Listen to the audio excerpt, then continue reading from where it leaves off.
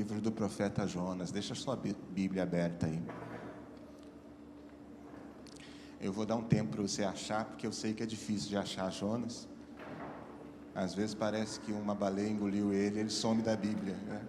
Eu sei que é difícil. Eu que não sou bobo, já vim com a Bíblia digital hoje, para não ficar tendo que procurar ali, que eu sei que você ia ficar de olho, falando, lá, o pastor nem sabe onde está Jonas. Jonas vai ainda, Obadias, acha Obadias que eu quero ver. Desse tamaninho o negócio, né? Tá doido. Eu fico pensando que esses assim, pequenininhos, esses profetas menores, Obadias assim na Bíblia que eu estou ali, dá meia página. A gente tem que ler esse negócio, porque assim, o cara falou só meia página e registrou na Bíblia, deve ser uma coisa muito importante. Você tem que ler aquele negócio que está ali, não é? Ó, o profeta só...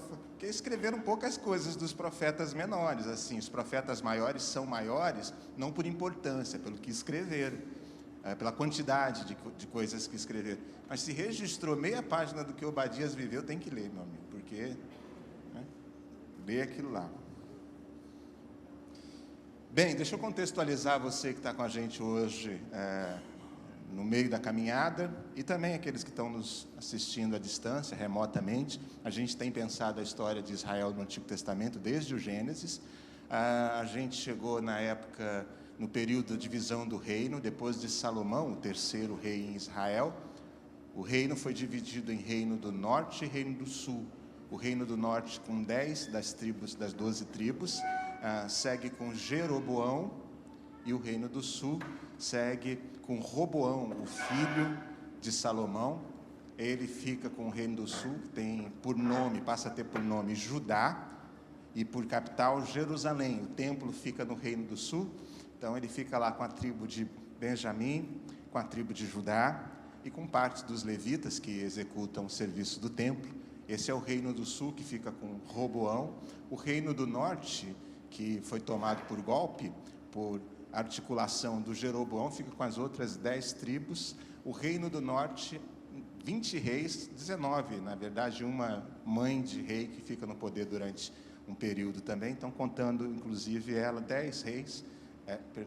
20 reis, ou 19 reis e uma rainha, para ser mais preciso, e nenhum deles temente a Deus, nenhum deles, ou temente não é uma boa palavra, mas usando o vocabulário que a Bíblia usou, nenhum deles fez o que agradava ao Senhor.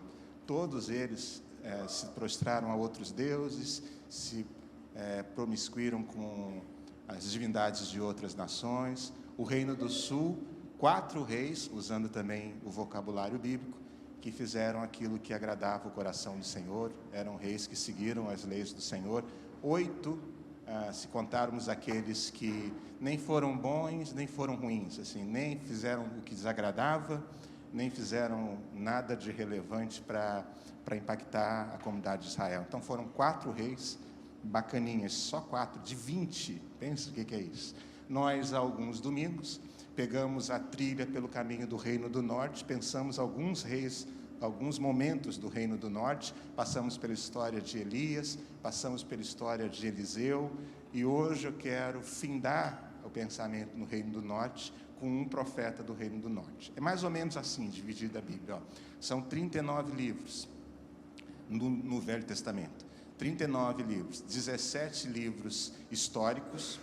Então você pega assim, de Gênesis até Esther, Esdras, Neemias e Esther, está a história de Israel ali, nesses 17 primeiros livros. Ali está toda a história de Israel. 5 livros poéticos e outros 17 livros proféticos. Essas poesias e profecias, elas são diluídas dentro desses 17 primeiros livros. Então, são 17 livros históricos, 17 livros de profetas e 5 livros de poesia. Se você quer saber a história de Israel, você lê os 17 primeiros livros. A história está ali. Se você quer saber o que Deus falava, o que estava no coração de Deus, enquanto a história dos 17 primeiros livros acontecia, você lê o profeta. Os profetas, se você conseguir encaixá-los ali na história, ajuda muito a saber o contexto histórico. você vai entender o que estava no coração de Deus naquele período dos 17 primeiros livros. Se você quer saber o coração do povo, das pessoas, você lê os livros de poesia. O Salmo é muita expressão do coração da humanidade, do coração da turma daquela época, dizendo o que pensava. Lamentações, é bom de ver um pouquinho de profecia com o coração, é bom de ler demais. Então, é assim dividido, a gente está na história de Israel, finalzinho do Reino do Norte. O capítulo 17 do livro dos Reis, que foi o livro que a gente tomou por base para pegar o Reino do Norte, conta que Oséias é o último rei do Reino do Norte. Samaria, a capital do Reino do Norte, está cercada, e diz a palavra de Deus, no versículo 6 do capítulo 17 do segundo livro dos Reis, que isso aconteceu porque Israel foi infiel ao Senhor durante todo esse período. Israel se rebelou contra Deus, adorou a outros deuses, e Deus agiu com severidade, dizendo: eu não vou tolerar isso muito tempo. Eu acho que tolerou muito tempo, hein? 20 reis, pensa. Teve reis que governou por 40 anos, pensa. É muita raça de tempo, hein? Um Deus que fala assim: olha, eu não estou tolerar muito tempo, não, minha paciência está curta. E ele tolera 20 gerações de reis, não é? Dizendo: eu estou esperando você voltar, eu estou esperando você mudar. E, bem, o povo não mudou. A Assíria foi a ferramenta disciplinadora de Deus. O povo da Assíria, o rei da Assíria, foi quem invadiu Israel e tomou posse do Reino do Norte, das 10 tribos, e devassou o Reino do Norte. Espalhou Israel, acabou o Reino do Norte nesse período aqui. Foi destruído. A gente tem 2 invasões, a gente depois vai pensar o Reino do Sul. No Reino do Sul, vocês já ouviram falar bastante do cativeiro babilônico, né? É Babilônia quem invade Jerusalém, quem toma Jerusalém, e o método de conquista de Babilônia era assim: invade, pega o povo e leva o povo para trabalhar nas terras conquistadas por Babilônia. Então, leva o povo para Babilônia, para construir ponte, para construir escola, para construir hospital, as coisas da época. Não tinha isso, mas as coisas da época. Trabalha na construção civil, no trabalho de plantio, na estruturação da cidade, da implementação do reino. Babilônia conquista assim. Então, toma Jerusalém, Reino do Sul, e leva com eles o que eles achavam ser os melhores. Vocês vão lembrar, por exemplo, de Daniel e seus amigos. Eles são levados para ficar junto da corte, trabalhando, são preparados, comem do bom e do melhor, lá junto do rei, para trabalhar intelectualmente, dando conselhos e trabalhando na estruturação. É muito ruim para eles, porque eles perdem a referência do templo, da presença de Deus. Por isso, por exemplo, que você vai ouvir dizer que Daniel orava no seu quarto, em Babilônia, com a janela aberta para o leste, lembra disso? Porque para onde estava Jerusalém, a referência da presença de Deus, a casa de Deus está lá, o templo está lá. Então ele ora voltado para lá. É muito ruim. Ezequiel, um dos profetas do Reino do Sul, dizer assim: de que adianta, se a gente está longe de casa, pensar ainda coisas a respeito de Deus? O que adianta? A gente está longe do templo e do seu santo lugar. O coração partido, porque a referência de terra dada por Deus, local de Deus, foi tirado. Mas esse é o método da Babilônia. O método da Assíria, que é o Reino do Norte, que a gente vai pensar hoje, é diferente. A Assíria conquista a terra e quer a terra, não quer as pessoas. Então eles arrebentam as pessoas. Eles não precisam poupar pessoas. Ao contrário, eles pensam assim: para que o nosso senhorio, nosso domínio seja bem estruturado, a gente tem que maltratar, humilhar o máximo possível das pessoas. Esse é o método de conquista da Síria. Então é pé na porta, arromba tudo, pega mulheres e filhas e violentam ela na frente dos seus pais e maridos, irmãos. É assim. Porque um homem manietado, amarrado, vendo sua mulher ser humilhada, sua filha ser humilhada, é um homem que perde qualquer credibilidade própria, a autoestima vai no lixo. Os que ousavam, ainda depois disso, se rebelar, contam historiadores que fizeram, por exemplo, para servir de exemplo e de testemunho para quem ficasse contrário a eles, eles penduravam em praça pública, arrebentado já, moribundo, e penduravam em praça pública, preso entre as axilas com lanças assim, ó, e o cara ficava lá gemendo, agonizando, e você ia vendo aquilo e falando assim, eu não vou ser o próximo a me rebelar. O método de conquista da Assíria no Reino do Norte é grosseiro, é dantesco, é muito ruim. Então, se você passou ileso nesse período para viver, certamente não passou ileso emocionalmente. Se você, porventura, conseguiu se anular, engolir, você não passa ileso emocionalmente por esse processo. Jonas é profeta do Reino do Norte. Aí a gente entende por que ele não quer pregar para a Síria, entende? Aí Deus fala assim, então, você vai pregar agora para aquela turma lá. Você vai lá e fala do meu amor para eles. Você tem ideia do que é isso? Pensa assim, ó, eleições 2018. Aí Deus pega a turma da direita e fala assim, vocês vão falar do meu amor para os vermelhos. Pensa, que é desse nível. Você está doido? Você viu tudo que eles fizeram, é desse nível. Ou o inverso. Você pega um vermelho, profeta vermelho, geralmente com barba, não é assim? E fala, vai para... Nem todo mundo que tem barba é dos vermelhos, mas os profetas vermelhos, geralmente com barba.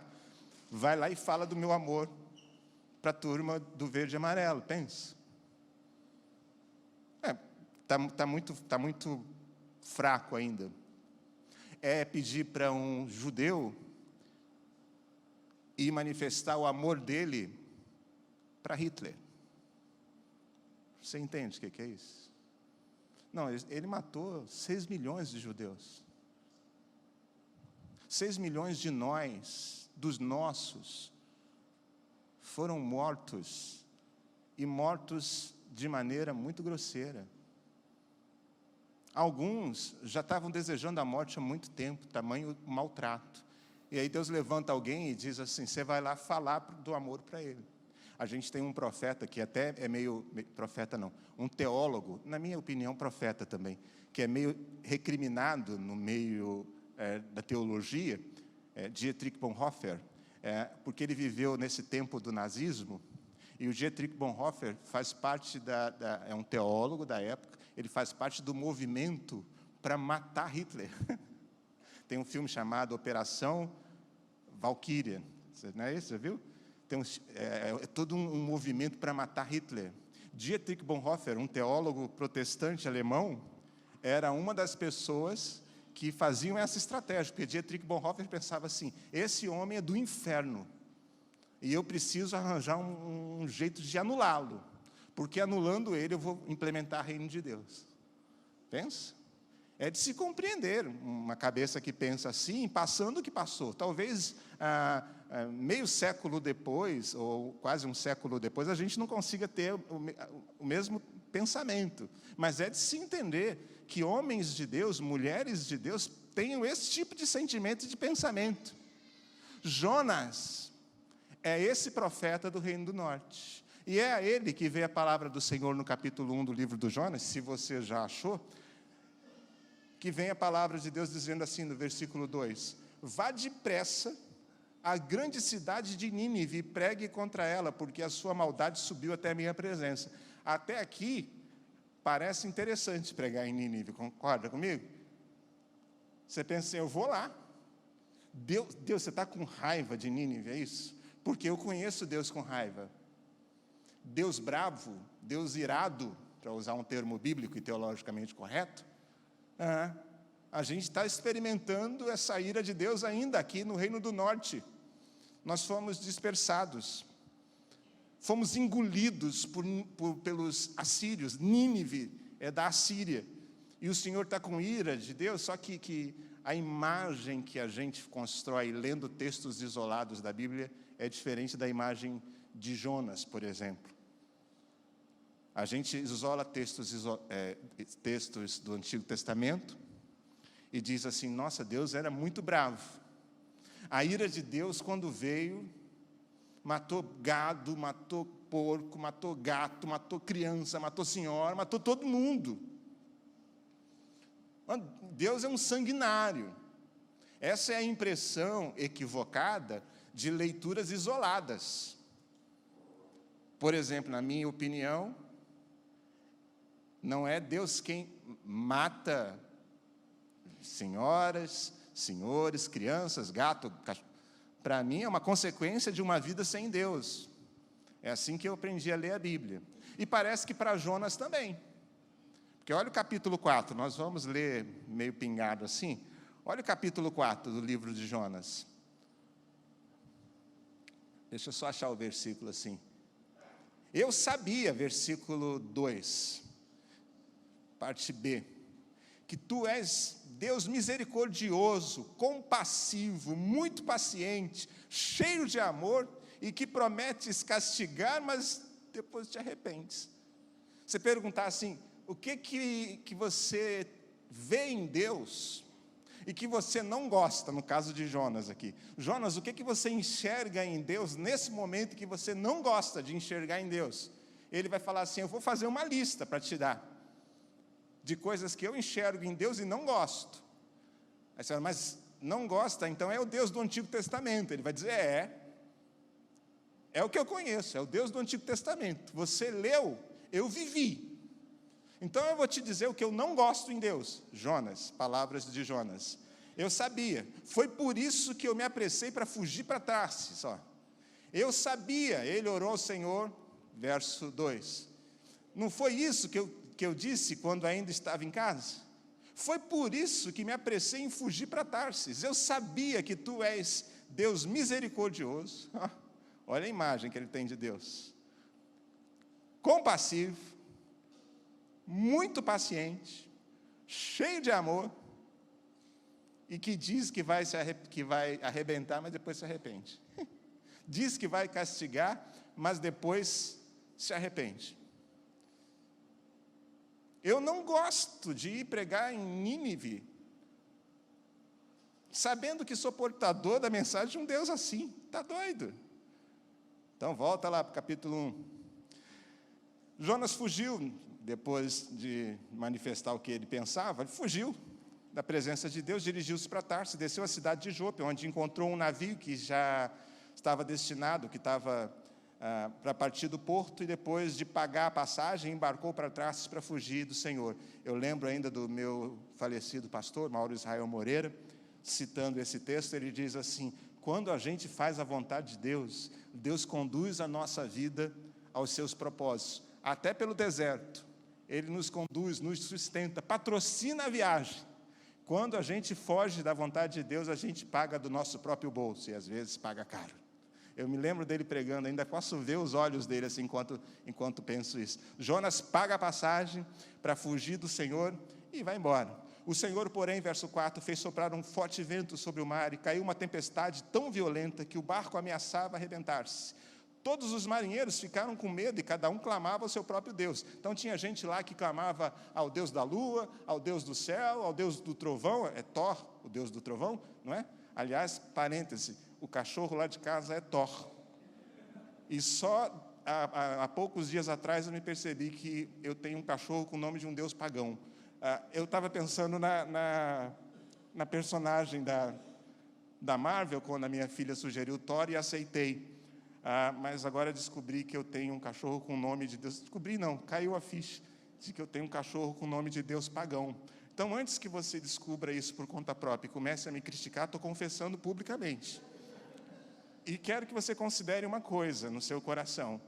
Se eu tivesse posto o nome do meu cachorro de Jesus, você ia falar, que absurdo, botou Jesus no cachorro. Então, lá em casa, o cachorro é um Deus pagão. Levei para esse lado e a gente escolheu humilhar o Deus do trovão, botando o nome dele no cachorro de casa. Na verdade, não pensei em nada disso quando minha filha escolheu o nome. Mas ficou Tório, porque se eu chamar por outro nome, ele não vem agora. E os marinheiros estavam lá, cada um adorando seu próprio Deus. Enquanto isso, Jonas tinha descido ao porão, se deitara, dormia profundamente. É fuga. Lembra que eu falei em Elias? É fuga. Eu quero me desconectar desse mundo, porque na consciência de Jonas há uma voz dizendo: você sabe o que Deus quer. Você sabe o que precisa ser feito.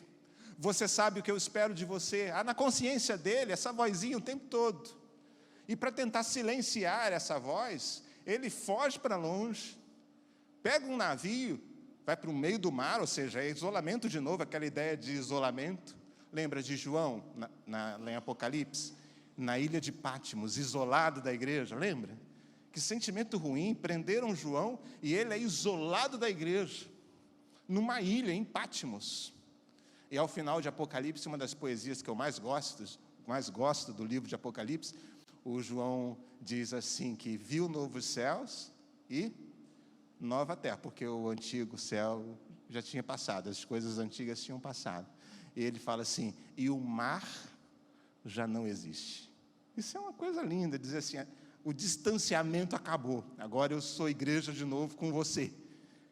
E para o mar, é a linguagem de isolamento. Ele quer fugir, ele quer ir para longe, ele quer silenciar essa voz na consciência dele. Vai para o fundo do navio, que é isolamento daquelas pessoas que já estão isoladas do resto da turma. Dorme no fundo do navio, e a coisa pegando fogo lá fora. Tempestade caindo, vento forte, onda engolindo o barco, os caras fazendo macumba, cada um para o seu Deus. Aí os caras falam assim, não vai dar certo, vai dar ruim. Verso 7. Então os marinheiros combinaram entre si, vamos lançar sorte para descobrir quem é o responsável por essa desgraça que se abateu sobre nós. Lançaram sorte, e adivinha só? A sorte caiu sobre Jonas. Eu tenho lá para mim muita dúvida se isso é lançar sorte ou se é lançar azar. Porque foi assim, lançaram sorte para sortear tudo que estava no navio para entregar para alguém. Caiu sobre Jonas. Não. Mas quem é o desgraçado? Porque é isso que ele fala, que lançou isso sobre nós, essa desgraça sobre nós. É Jonas. E eles chegam para perto de Jonas e falam assim, o que você fez? Quem é o seu Deus? Qual é a sua profissão? Verso 8. Qual é a sua profissão? De onde você vem? Qual a sua terra? Que povo você pertence? Qual é o seu Deus? O cara tem que dizer, sou profeta. Pensa. E você serve a qual Deus? O Deus do trovão, o Deus do vento, o Deus do mar? Ele diz, não sirvo a nenhum desses, eu sirvo ao Senhor que fez os céus e a terra. Eu sirvo ao Deus que é Deus do mar, da terra, do céu, ao Deus que é criador de todas as coisas. O que foi que você fez? Pois sabiam que Jonas estava fugindo do Senhor, porque ele já lhes tinha dito. Visto que o mar, verso 11, estava cada vez mais agitado, eles lhes perguntaram, o que devemos fazer? O que devemos fazer com você para que o mar se acalme? Aí Jonas falou assim, me joga no mar. Me joga no mar e tudo vai se acalmar. É por causa de mim, é por minha causa que essa tempestade violenta caiu sobre vocês. Mas os homens tinham dignidade e eles se recusaram a jogar Jonas no mar.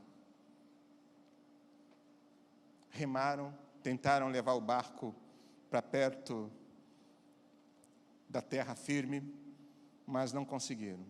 Tomados de grande temor, verso 16, os homens lhe jogaram Jonas no mar, e tomados de grande temor, viram que a tempestade acalmou, ofereceram sacrifícios ao Senhor. No verso 17 do capítulo 1, fechando o capítulo 1, diz que o Senhor fez com que um grande peixe engolisse Jonas, e ele ficou dentro do peixe 3 dias e 3 noites. Pensa, isso é uma descrição boa do inferno. Se você já limpou peixe, você sabe do que eu estou falando. Eu já contei para vocês que antes de ser pastor, foi o último degrau, tentando fugir do chamado que eu tinha, foi trabalhar em peixaria. Confesso que dali foi facinho para aceitar o chamado de Deus. Fugi até ali. Quando chegou ali foi facinho. Eu falei, Senhor, o que você quer? Eu faço agora, qualquer coisa menos isso. Eu ia para casa de ônibus, saía daqui do terminal 8, 9 da noite, fedendo a peixe, porque por mais que você tomasse banho, depois de passar um dia dentro da peixaria, era um inferno de fedor terrível. Aí a gente fazia um esquema que era sentar assim, de 4, aí sentava 2 e 2, porque fazia logo um grupo de fedor, não fazia só um, sabe como é que é? E aí você ficava na dúvida de qual era, que a gente ia fedendo mais arrumadinho. Um dia não deu, eu sentei do lado de um bêbado. Aí ele falava alto no ônibus assim, tá um fedor de peixe aqui. Eu falava, cala a boca, desgraçado. Ele falou, tem alguém fedendo a peixe aqui. Eu falei, Senhor, onde o Senhor quer que eu vá? Eu vou agora. Jonas passou 3 dias e 3 noites no ventre do peixe. E aí tem oração certa para fazer nessa hora, né? Vamos ver, capítulo 2. Dentro do peixe, Jonas orou ao Senhor, o seu Deus, e disse, em meu desespero clamei ao Senhor, e Ele me respondeu. Do ventre da morte, grava isso na sua Bíblia, gritei por socorro, e ouvistes o meu clamor.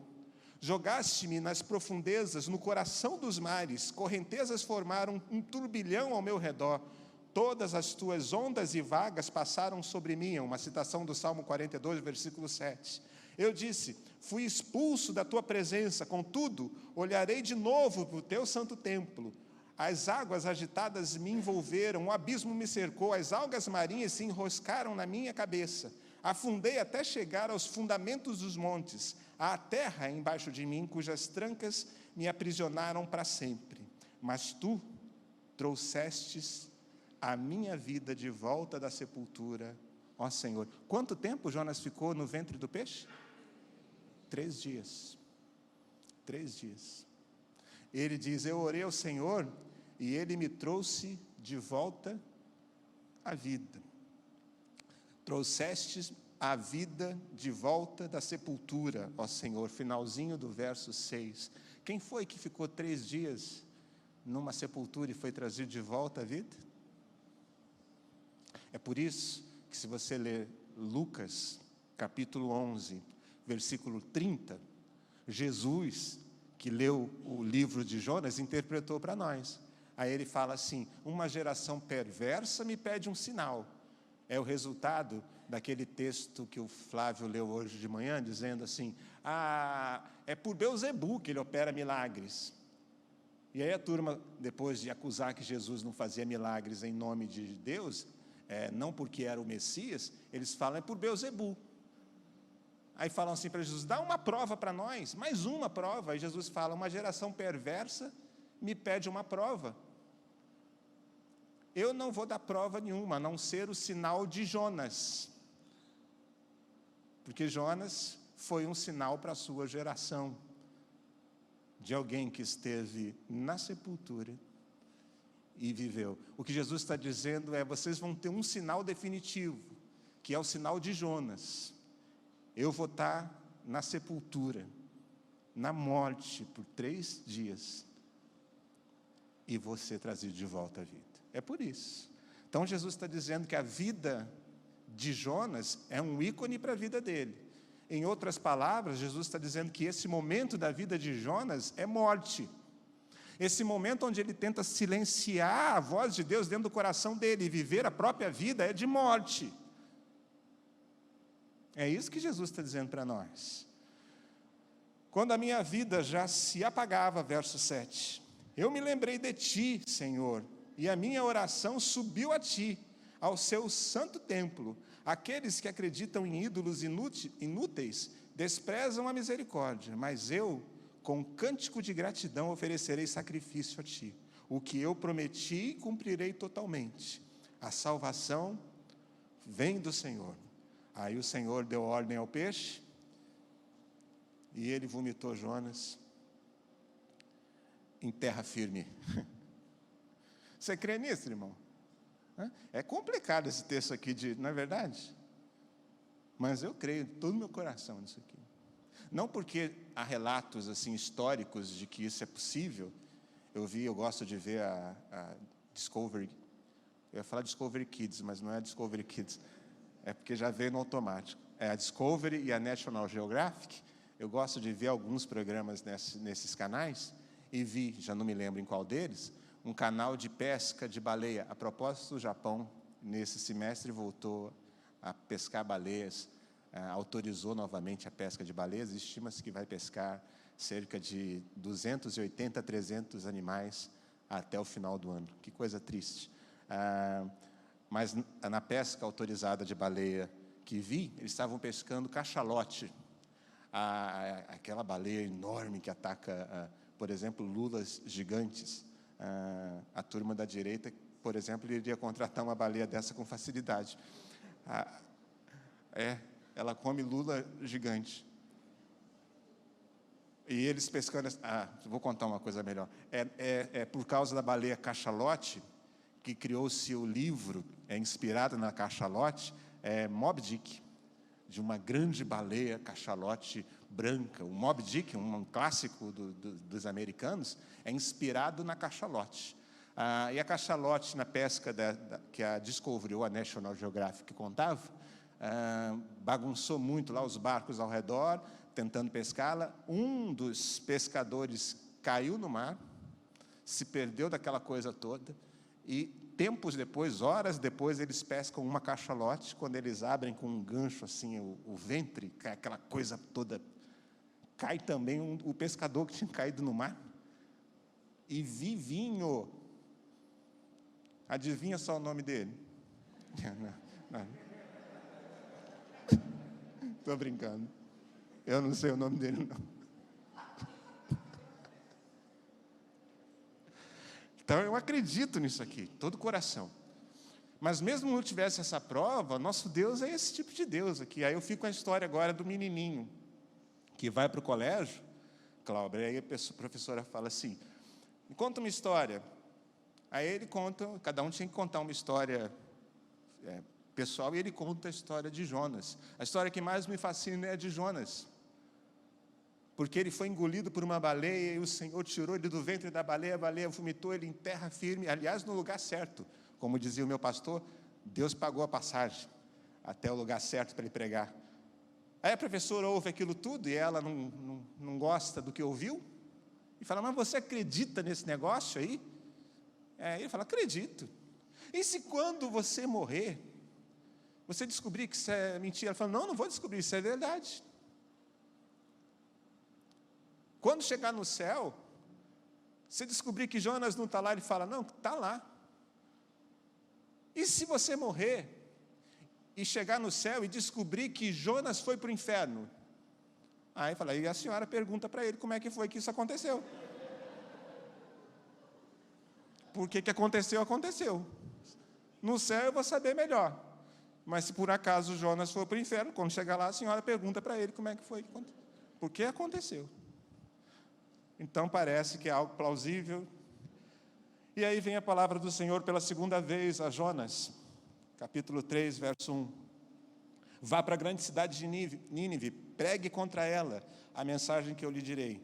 Jonas obedeceu a palavra do Senhor e foi para Nínive. Era uma cidade muito grande, sendo necessário 3 dias para percorrê-la. Jonas entrou na cidade e percorreu durante um dia, proclamando, daqui a 40 dias, Nínive será destruída. Os ninivitas creram em Deus. Olha que sermão ruim que o cara fez. Pensa aí, Celinha. A gente prepara para ministrar, lê a palavra, fundamenta. O Jonas foi lá correndo um dia inteiro, dizendo, vocês vão tudo para o inferno, seus desgraçados. Deus vai acabar com a raça de vocês, tudinho. 40 dias, é tudo que vocês têm. Vocês pensam que vocês fizeram as atrocidades que fizeram com nossas famílias, vão ficar ilesos? Deus vai arrancar o couro de vocês. 40 dias, vocês vão ver só. E ele ficou torcendo. Nós, pregadores, a gente prega a palavra, já me lembrei de outra história. E fica torcendo para dar certo. Eu fui pregar fora esses dias e minha filha foi comigo. Estava comigo, eu já nem me lembro onde foi, mas eu me lembro na volta no carro, ela perguntou, papai, você fica nervoso? Eu falei, sempre, minha filha. Sempre. Qual o momento que você fica mais nervoso? Eu falo antes de subir para pregar, pouquinho antes, eu fico bem nervoso, e no final, na hora do apelo. Aí ela, mas por que você fica nervoso na hora do apelo? Eu falei, porque eu fico lá com a expectativa, será que vai ter resposta da mensagem que eu preguei? Então eu crio isso no meu coração, devia não criar, mas crio e fico nervoso. Aí na hora que você fala assim, Deus te abençoe, papai, passa o nervosismo? Eu falo, passa. Porque aí eu já vou vendo as mãos se levantando, aí ela falou, eu tenho uma saída para você. Na hora do apelo, mesmo se ninguém levantar a mão, você fala, Deus te abençoe, Deus te abençoe, Deus te abençoe, Deus te abençoe. E vai parecer que todo mundo levantou a mão, está tudo certo. Porque para nós, assim, a resposta da mensagem é uma coisa, é uma expectativa boa. O Jonas queria o contrário. Ele queria assim, alguém aqui quer aceitar Jesus hoje? Jonas queria que fosse não, ninguém. Você quer aceitar Jesus? Se você não aceitar Jesus hoje, você vai para o inferno. Alguém quer aceitar Jesus? Não? Então vá para o inferno. É o que Jonas queria. Mas só que deu errado. Os ninivitas creram, verso 5, em Deus. Proclamaram um jejum e todos eles, do maior ao menor, vestiram-se de pano de saco. Quando as notícias chegaram ao rei de Nínive, ele se levantou do trono, tirou o manto real, vestiu-se de pano de saco e sentou-se sobre cinzas. Ele fez uma proclamação dizendo assim, nem bicho, nem gente vai comer nada e nem beber nada nos próximos dias. A gente vai fazer um tempo de quebrantamento diante de Deus. Cubram-se, verso 8, de pano de saco, homens e animais, e todos clamem a Deus com todas as suas forças. Deixem os seus maus caminhos e a violência. Talvez Deus se arrependa e abandone sua ira e não sejamos destruídos. O rei falando. Tendo em vista o que eles fizeram e como abandonaram seus maus caminhos, Deus se arrependeu e não os destruiu como tinha ameaçado. Aí no capítulo 4, Jonas fica profundamente descontente com isso e fica enfurecido e ora ao Senhor, que é o texto que a gente leu. Senhor, não foi isso que eu disse quando ainda estava em casa? Olha só o que aconteceu, todo mundo se converteu. Foi por isso que me apressei em fugir para Tarsis. Eu sabia que tu és Deus misericordioso, compassivo, muito paciente, cheio de amor, e que prometes castigar, mas depois te arrependes. Eu sabia. Desde o início, o Senhor estava com essa intenção no coração, desde o início. O Senhor tinha no coração o desejo de que eles se convertessem todos. Eu sabia, eu te conheço. Fôssemos nós lendo o Antigo Testamento, a gente ia dizer, Deus é irado, bravo. Mas Jonas não, ele é compassivo. Ele esperou a gente anos e mais anos, a gente se arrepender, a gente que não se arrependia. Ele é longânimo, é de longo ânimo, é isso. É misericordioso, grande em amor, cheio de amor, diz a minha versão, na outra diz que é um Deus grande em amor. Tu prometes que vai bater e depois te arrependes. Eu sabia. Agora, Senhor, tira a minha vida, eu te imploro, porque para mim é melhor morrer do que viver. Olha onde chegou esse pregador de Deus aqui, hein? Os caras se converteram tudo. Eles vão para o mesmo céu que eu. Você sabe o que eles fizeram com a minha família. Você sabe que marcas eu tenho na minha personalidade por causa das atrocidades desses ninivitas, da turma da Assíria. Eles arrebentaram com a minha família, eles arrebentaram com o meu povo. Eu vi gente da minha família morrendo, sofrendo, eu vi as marcas, eu trago elas até hoje. Eu tenho ódio mortal deles. É porque eu não tenho força para brigar com eles. Eu me resignei, mas eu aprendi a odiá-los. E agora o Senhor salvou a eles. Me mata, me mata. Acaba comigo. Parece que a gente, é uma das mensagens que tirei para mim, tem um coração bem assim, bem voltado para a gente mesmo e bem egoísta, voltado para as nossas dores e para as nossas alegrias. A gente fica muito indignado e perde até vontade de viver por causa das nossas dores e das nossas alegrias. A gente tem vontade de viver. A gente tem ódio e não perdoa porque fizeram algo com a gente. O coração da gente é voltado para a gente, mas parece que o coração de Deus é grande pra caramba, e cabe muita gente, muita gente. A gente, na nossa maneira de julgar, com raiva, e voltados para os nossos interesses, é seletista e decide quem é mais crente, quem é melhor para ministérios, quem é melhor para trabalhar na igreja, quem é melhor para não trabalhar na igreja, que tipo de ministério deve ter, que tipo não deve ter, porque se pensa igual a mim é bom, se não pensa igual a mim é ruim. E quando a gente começa a ver gente que pensa diferente, a gente quer matar. Ainda bem que parou um pouco com esse negócio de esquerda e direita, ainda bem que parou um pouco. Mas a gente vai alimentando ódio, porque o pensamento não é igual ao nosso.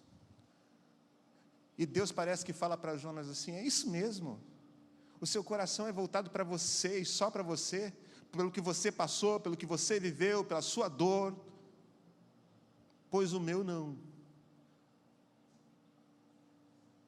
Paulo, escrevendo a Timóteo, por exemplo, palavra de Deus, através de Paulo apóstolo, diz que Deus não quer que nenhum dos seus filhos se perca. Aliás, que nenhum dos seres humanos se perca. Pensa. Deus quer que todo mundo se salve. O que é isso? É lindo demais de pensar, não é verdade? Não é verdade? Olhar para esse Deus e pensar: Deus não quer que ninguém se perca, antes que todos se salvem. Deus não quer que os crentes se salvem. Deus quer que todos se salvem. E já perdi a capacidade de contar quantas vezes ouvi gente falando assim: mas não é possível, pastor. A pessoa apronta a vida inteira, depois se arrepende e vai para o céu. Um ícone bom da Bíblia é o ladrão da cruz, últimos 45 do segundo tempo. Deus fala: ó, está salvo. Aprontou tudo, está lá na cruz por mérito, e está por mérito porque o outro fala isso, né? Junto com ele: você vai agora se arrepender? Aí o cara fala: ó, você vai blasfemar contra ele? Nós estamos aqui porque merecemos. Ele assume isso. Ele está aqui sem fazer nada, nós estamos aqui por 45 do segundo tempo. O cara se arrepende, é salvo e vai para o mesmo céu que eu. Porque o nosso Deus quer que todos se salvem. E eu vou dizer para vocês: eu quero também. Eu quero também. Eu queria muito assim que o céu não fosse só dos cristãos evangélicos protestantes. Queria mesmo. Queria mesmo. É que isso confronta a teologia que eu construí na minha vida inteira. Mas eu queria. E se Deus quer, eu me dou o direito de querer também. Assim, eu quero igualzinho. Queria que todo mundo fosse para o céu. Se você conhece teologia, sabe assim: Wesley, você está flertando com o universalismo? Não estou flertando com nada. Eu sou do Senhor, apaixonado por Ele, estou flertando com Ele.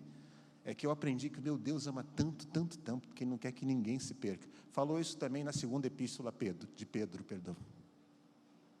É que tem gente que tem raiva se o inferno ficar vazio. Vai chegar no céu, vai ficar uma festa primeiro. Chegamos aqui, que maravilha! Glórias a Deus! Aliás, ele também vai. Glória a Deus. Quando chegar no céu, quem está no inferno? Ninguém. Está vazio. Você está de brincadeira. Você está de brincadeira. A raça rubro-negra entrou também, todinha. A Gaviões da Fiel, todinha. Do Vasco é da cruz. Todo mundo, até Eurico. Não, peraí, Eurico está no céu. Pensa, o que é isso? Aí tem gente que vai ficar com raiva. Eu ia ficar muito feliz. Mas se Nínive é a representação de quem meteu o pé na minha porta, é difícil, concorda? É difícil. É difícil. E aí Deus trata isso. Jonas saiu, sentou-se no lugar, verso 5 do capítulo 4, a leste da cidade. Ali ele construiu para si um abrigo. Daqui a 40 dias eu vou ver. 40 dias. Esse arrependimento vai passar, porque eu conheço. Na hora que o pastor faz apelo, vai na frente, levanta a mão, canta uma musiquinha, fica tudo com o coração derretido, mas depois volta, eu conheço. 40 dias, vai se arrepender, nada, é arrependimento de fachada. Ele construiu para si um abrigo, sentou-se à sombra, esperou para ver o que aconteceria com a cidade. Então o Senhor fez crescer nesse período uma planta sobre Jonas, para dar sombra à sua cabeça e livrá-lo do calor. Ficou melhorzinho o abrigo dele, ficou bonitinho, agora fresquinho. Na madrugada de um desses dias, do dia seguinte, Deus mandou uma lagarta atacar a planta, ela secou, e quando o sol nasceu de manhã, trouxe um vento do Oriente muito quente, o sol bateu na cabeça de Jonas a ponto dele quase desmaiar. Com isso ele desejou morrer e disse assim, para mim seria melhor morrer do que viver. Mas o Senhor disse a Jonas assim, você tem alguma razão para estar tão furioso por causa dessa planta? Aí Jonas respondeu, eu tenho sim. Jonas era um profeta turrão, não é verdade? Está doido, cara. Eu estou furioso, a ponto de querer morrer. Fosse eu, Deus, eu ia fazer assim, então morra. Ainda bem que eu não sou. Mas o Senhor lhe disse, se você tem pena dessa planta, embora não a tenha podado, nem a tenha feito crescer, ela nasceu num dia, morreu numa outra noite. Contudo, Nínive tem mais de 120 mil pessoas que não sabem nem distinguir entre a mão direita e a mão esquerda, além de muitos rebanhos. Eu não deveria ter pena dessa grande cidade? Eu não deveria ter compaixão deles? Eu não deveria ter misericórdia deles? É interessante que Deus chame para pregar no reino do norte um profeta do norte, porque se ele chama do sul, o cara está isento desse sentimento todo que eu construí. Se ele chama um Daniel, um Ezequiel, ele não teve a família dele marcada por isso. Mas Deus chama um profeta do reino do norte. Você lembra que eu falei para você que profeta não é boca de Deus? Lembra que eu já falei isso aqui algumas vezes? Deus não dá uma mensagem aqui na cabeça assim, por download, para o profeta fazer, como é que é o contrário de download? Upload? Não dá assim por download para o profeta fazer o upload. Ele não dá assim zipado na cabeça, aí ela abre e ele começa a falar alguma coisa assim, porque está cheio de alguma coisa que Deus botou na cabeça dele. Profeta, na Bíblia, é alguém com quem Deus compartilha o seu coração. Deus faz o coração dele bater no mesmo ritmo do coração do profeta. Depois, quando a gente vê o Reino do Sul, eu posso relembrar isso para vocês, em Jeremias, em Isaías, em Oséias, posso relembrar. Mas aqui é alguém do Reino do Norte, que Deus fala assim, o que você está sentindo no seu coração a respeito desse povo? Aí Jonas vai dizer assim, ódio, ira, meu coração está revoltado, eu me sinto aviltado, ultrajado, é assim que eu me sinto. Esse povo aviltou a gente, ultrajou a nossa honra, nos humilhou, é isso que eu me sinto, é assim que eu me sinto. Aí Deus fala assim, entendeu como é que eu me sinto com Israel? É assim mesmo, porque Israel me aviltou, me ultrajou, Israel manchou meu nome, jogou meu nome no lixo, e eu estou há anos buscando restaurar, perdoar e resgatar Israel, então vai lá, perdoa e resgata a esses também. Vai lá e faz isso. Mas Jonas tem um coração em desalinho com o que ele sabe ser a vontade de Deus. E aí, essa é minha deixa para hoje, para você e para mim. Ter o coração em desalinho com aquilo que a gente sabe que Deus quer é morte. É ventre de peixe.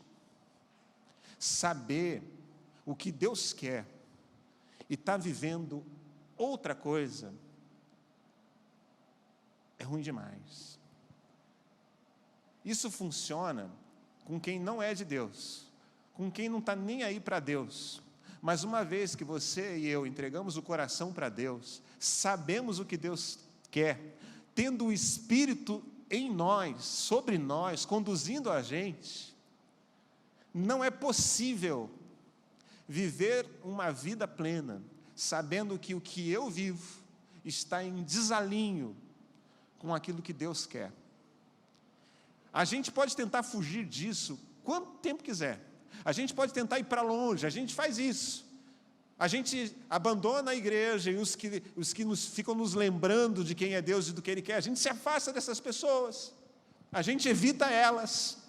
Mas a gente sabe, aqui na consciência, uma vozinha dizendo para a gente: eu sei que você não tinha que estar aí. Meu filho, o que você está fazendo aí no porão desse navio, minha filha? Por que você está se envolvendo com essas pessoas? Por que você está fazendo negócios desse jeito?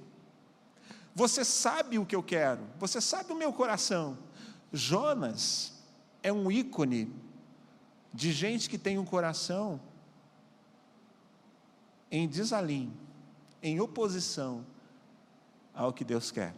Jonas é um ícone de gente de Deus, que tenta viver do seu próprio jeito, mas não consegue, não consegue. Quando fecha a porta toda e apaga a luz, a sua consciência começa a te dizer: você não tinha que estar aí no porão desse navio. E você tenta ir para o mar e se isolar de todo mundo, vai para o mais profundo do navio, tenta dormir para silenciar essa voz, mas quem é de Deus não consegue silenciar a voz de Deus na consciência, dizendo: você é minha, você é meu, e você não tinha que estar aí. Pastor, você sabe mesmo disso? Eu vou dizer: sei. Eu também sei o que é fechar a porta e saber assim: eu sei o que eu tinha que fazer e eu não consigo fazer. Eu também sei o que é isso. E vou te dizer, o sentimento é desse mesmo que Jonas teve, de vida miserável, dizer assim: não consigo viver muito tempo assim. É assim mesmo. Nas palavras do Jonas, é assim: eu preferia morrer do que continuar tocando a vida assim. Essa é a palavra do Jonas. Mas bendito é Jesus, o nosso Salvador, porque Ele mesmo disse que Jonas é um sinal para todos nós, para aquela geração, mas para nós também. De um Deus que busca a gente nesse tipo de vida, de ventre de peixe, de algas enroladas na nossa cabeça, de fedores nos cercando, e diz assim: eu vim te trazer de volta para mim. Vamos viver do meu jeito e vamos fazer do jeito que tem que ser. Jonas é um ícone de esperança para mim e para você, de gente que pode clamar ao Deus que venceu as entranhas da morte e dizer: resgata a mim também, me traz para a vida também, me faz alinhar com aquilo que tu tens no coração. Eu não oro mais, aprendi isso para a minha vida, para Deus fazer a minha vontade. A gente estava estudando aqui um livro do Dallas Willard, há anos atrás. Foi um semestre, muitas aulas de gente ministrando a gente no Dallas Willard. Mas uma palavrinha me entrou no coração e ajustou minha vida. Quando alguém ministrando um dos capítulos do livro do Dallas Willard disse, citando o Dallas Willard: eu não oro para que Deus faça a minha vontade. Eu não oro para que Deus faça acontecer a minha vontade. Perguntaram assim: como que você lida com um Deus que é soberano, tudo pode, tudo tem, e não cura a pessoa que você ama? Ela está parecendo que vai a óbito cada dia que passa. E aí ele responde: eu não oro para que Deus realize a vontade do meu coração. Eu aprendi a orar para que Deus ajuste o meu coração com aquilo que Ele tem para fazer. Isso resolveu minha vida de oração. Isso resolveu minhas frustrações. Eu não acredito mais que a oração, para ser respondida, tem que ter fé grande ou pequena. Jesus, aliás, quando vai usar essa comparação, ele diz assim: uma fé tamanho de um grão de mostarda. Ele usa uma coisa pequena, move o mundo. Porque um coração quebrantado Ele não despreza. Então eu aprendi a botar meu coração diante do Senhor e falar assim: Senhor, eu não estou conseguindo ajustar o meu coração com aquilo que você vai fazer. Ajusta o meu coração com o que está no seu coração. Oração é mais para isso do que para a gente mover o braço de Deus a nosso favor. Oração não é mover o braço de Deus a nosso favor. Oração é mover o nosso coração em favor de Deus, dizer: agora eu também quero o que o Senhor quer. Aliás, Jesus nos ensinou a orar isso, não foi? Seja feita a sua vontade. Jesus nos ensinou isso num tempo em que o coração dele estava em conflito. A mente sabia, o coração em conflito. Aí ele fala assim: Senhor, se possível, passa de mim esse cálice. Essa é a expressão do que está no coração dele. Eu não queria isso, se você quiser outras palavras. Mas a oração dele não para aí. Ele fala: todavia, seja feita do jeito que o Senhor quer. Ou, em outras palavras, ajusta o meu coração com aquilo que o Senhor tem para fazer. Então, hoje à noite, para a glória do Senhor Jesus, que enquanto a gente canta e ora, você e eu tenhamos um tempo a mais para pedir isso. Senhor, eu não quero mais viver no ventre do peixe. Não quero mais viver mal e porcamente a vida cristã. Eu não suporto mais o distanciamento da tua voz. Alinha o meu coração com o seu coração. Eu quero convidar você a fazer isso. Hoje eu não vou fazer apelo do levanta a mão e Deus te abençoe, porque você vai ficar de olho aberto vigiando. Mas eu quero que você rasgue o seu coração para o Senhor Jesus. Eu quero convidar você a ficar de pé e a aproveitar do cântico que a gente vai cantar junto com o Ministério de Louvor para dizer isso para Deus. Alinha meu coração com o seu. Eu não consigo perdoar. Eu sei que eu tenho, mas eu não consigo perdoar. Eu sei que eu tenho que me entregar mais, mas eu não consigo, Senhor. Eu tenho medos, eu tenho inseguranças. Então eu quero te desafiar hoje a desfrutar da vida com abundância, e não do fundo de poço e da morte, do ventre do peixe. Eu quero te incentivar a respirar ar de renovo, de intervenção de Deus na tua vida. Jesus venceu a morte. Jesus é a manifestação de um Deus que resgata Jonas do seu inferno astral para a sua vida plena. Jesus é a esperança para mim e para você, para que a gente possa dizer também: eu quero alinhar o meu coração com aquilo que o Senhor tem para a minha vida.